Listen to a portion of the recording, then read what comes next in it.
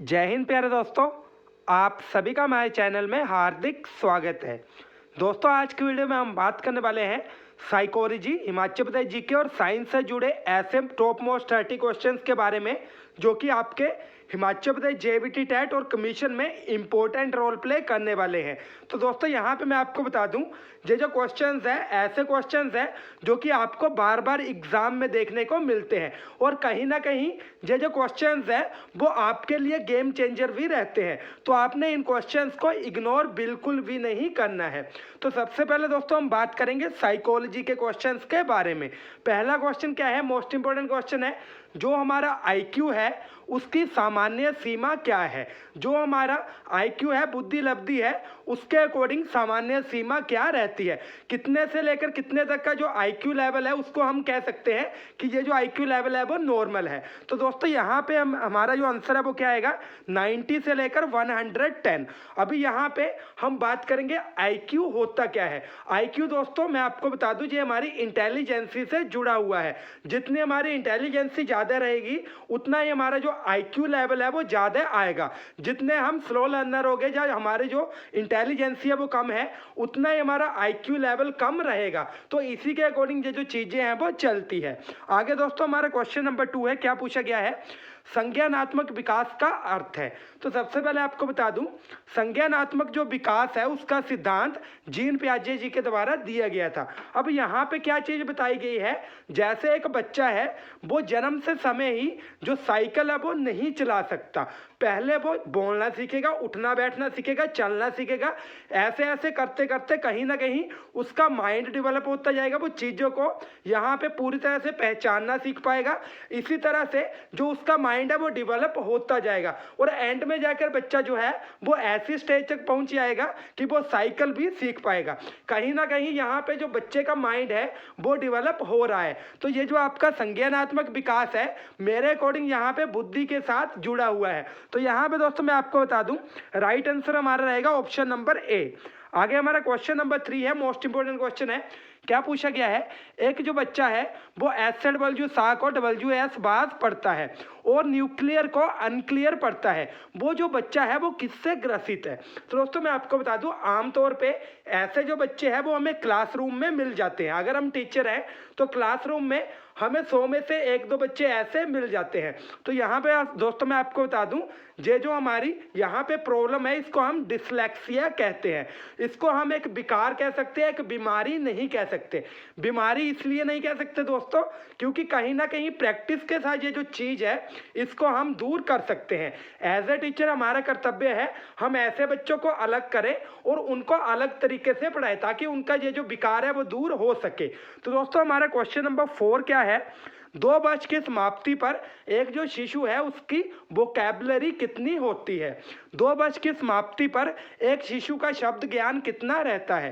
तो दोस्तों यहाँ पे मैं आपको बता दूं, अकॉर्डिंग टू साइकोलॉजी यहाँ पे जो राइट आंसर है वो क्या आएगा, 100 वर्ड्स। अब ये नहीं है कि किसी ने बच्चे के अंदर घुस के देखा है कि इसको इतने वर्ड्स ही आते हैं।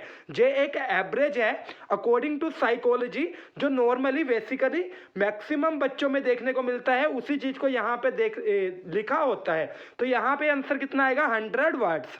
आपने माइंड में रखना है। आगे दोस्तों एक और मोस्ट इंपोर्टेंट क्वेश्चन है, पिछली बार भी ये जो आपका टेट का एग्जाम है उसमें पूछा गया था।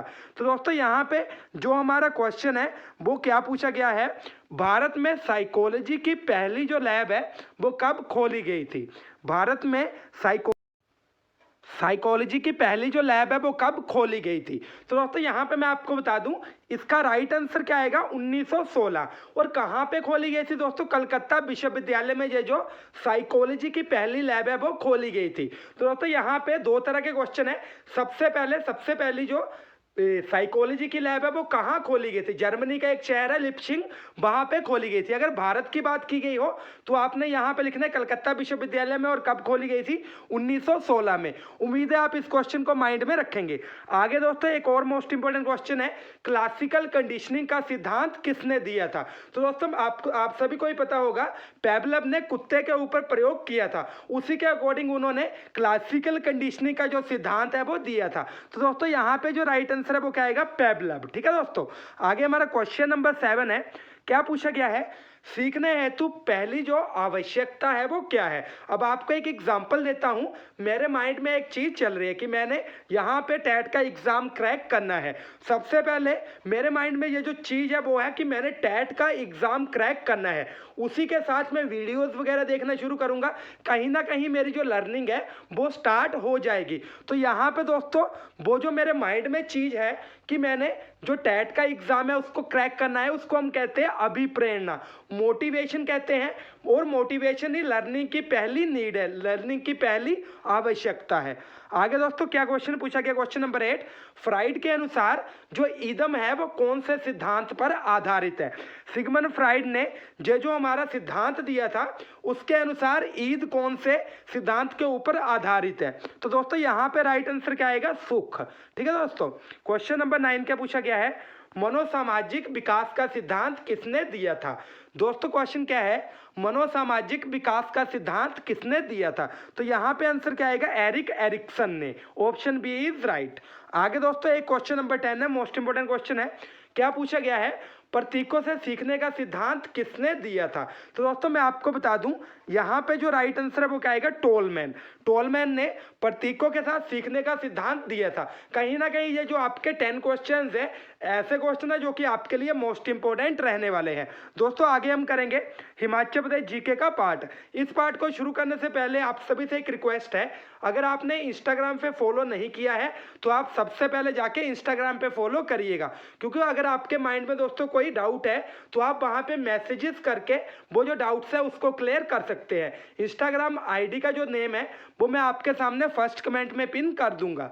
तो यहाँ पे जो हमारी हिमाचल प्रदेश जीके है उसका पहला क्वेश्चन क्या है, धामी गोलीकांड कब हुआ था। मोस्ट इंपोर्टेंट क्वेश्चन है, कांगड़ा में गांव 1939 में। आगे दोस्तों क्वेश्चन नंबर 12 है हमारा, रूपा घाटी हिमाचल में कौन से जिले में स्थित है। मोस्ट इंपोर्टेंट क्वेश्चन है दोस्तों, मैं आपको बता दूं रूपा घाटी कहां पे स्थित है, किन्नौर डिस्ट्रिक्ट में, माइंड में रखना है। आगे दोस्तों हमारा क्वेश्चन नंबर 13 है, मोस्ट इंपोर्टेंट है, हिमाचल प्रदेश विधानसभा की पहली महिला अध्यक्ष कौन थी। हिमाचल प्रदेश विधानसभा की पहली महिला अध्यक्ष कौन थी। तो दोस्तों मैं आपको बता दूं यहाँ पे जो हमारा राइट आंसर रहेगा वो रहेगा विद्या Stokes. Option B is right.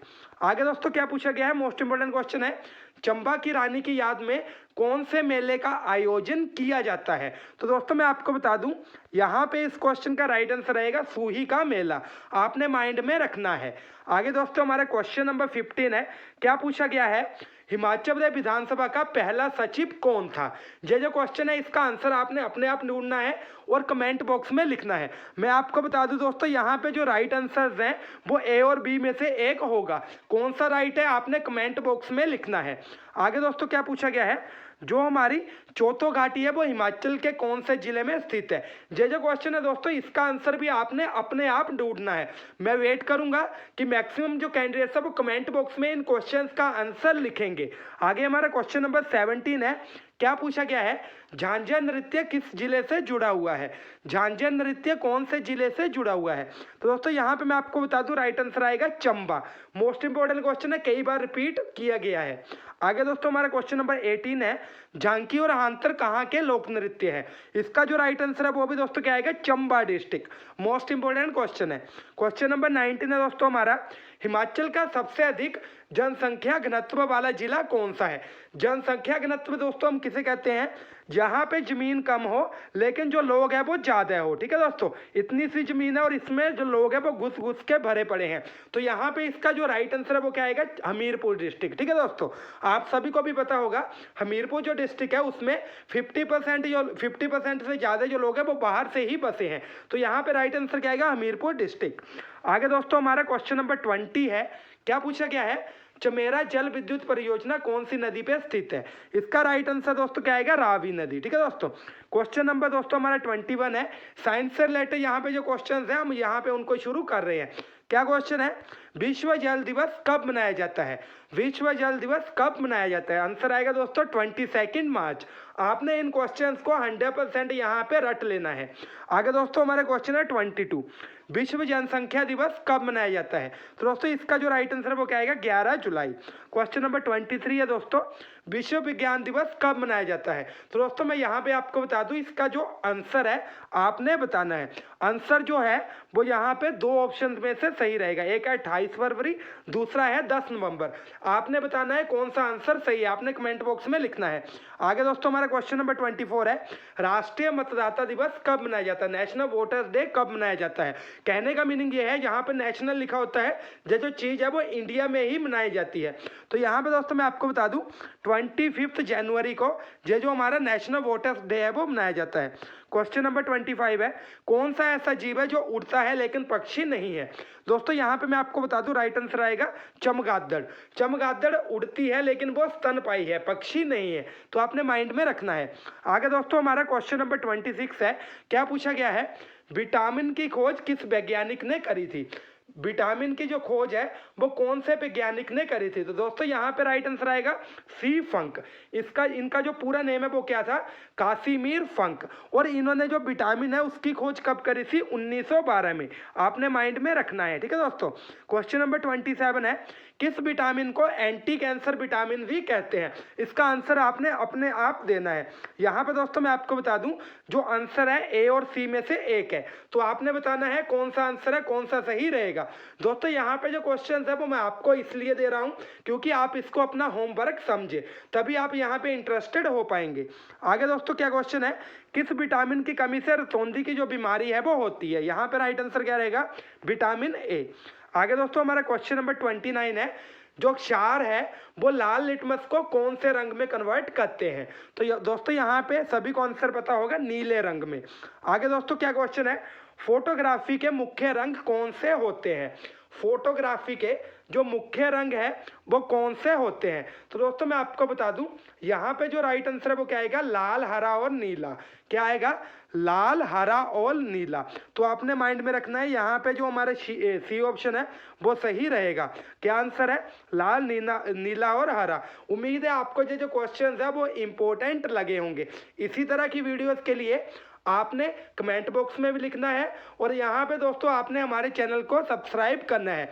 Video अच्छी लगे वीडियो को लाइक जरूर करें, अपने फ्रेंड्स के साथ ज़्यादा से ज़्यादा शेयर करें। Thank you. जय हिंद, जय भारत, जय हिमाचल।